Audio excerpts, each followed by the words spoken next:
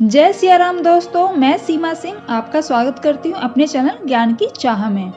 आज मैं बात करने जा रही हूँ पुत्रदा एकादशी के बारे में। पौष मास की शुक्ल पक्ष की एकादशी को पुत्रदा एकादशी कहा जाता है। इसे पुत्रदा एकादशी के साथ साथ बैकुंठ एकादशी और मुक्कोटी एकादशी भी कहा जाता है।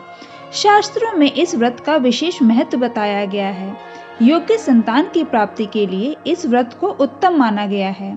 इसके साथ ही यह व्रत संतान को सभी संकटों से भी बचाने वाला बताया गया है। आइए बात करते हैं यह पुत्रदा एकादशी कब की है।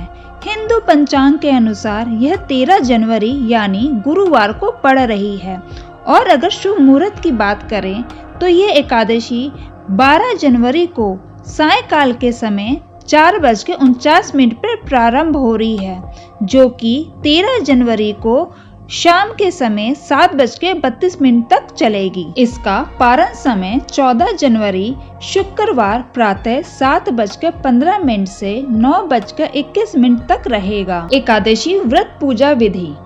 इस दिन प्रातःकाल स्नान करने के बाद पूजा स्थल पर बैठकर विधि पूर्वक व्रत का संकल्प लें। इसके बाद पूजा आरंभ करें।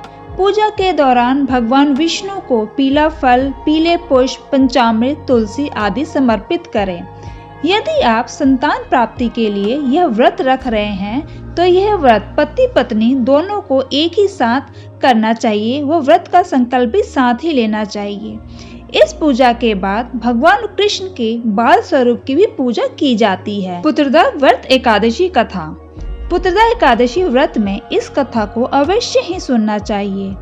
ऐसी मान्यता है कि इस कथा को ध्यान पूर्वक सुनने से ही इस व्रत का संपूर्ण पुण्य प्राप्त हो जाता है।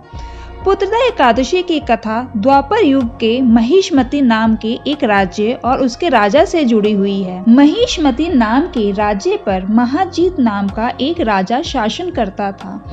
इस राजा के पास वैभव की कोई कमी नहीं थी, किंतु कोई संतान नहीं थी, जिस कारण राजा परेशान रहता था। राजा अपनी प्रजा का भी पूर्ण ध्यान रखता था। संतान ना होने के कारण राजा को निराशा घेरने लगी। तब राजा ने ऋषि मुनियों की शरण ली। इसके बाद राजा को एकादशी व्रत के बारे में बताया गया। राजा ने विधि पूर्वक एकादशी का व्रत पूर्ण किया और नियम से व्रत का पारण भी किया। इसके बाद रानी ने कुछ दिनों में ही गर्भ धारण किया और 9 माह के बाद एक सुंदर से पुत्र को जन्म दिया। आगे चल के राजा का पुत्र श्रेष्ठ राजा बना।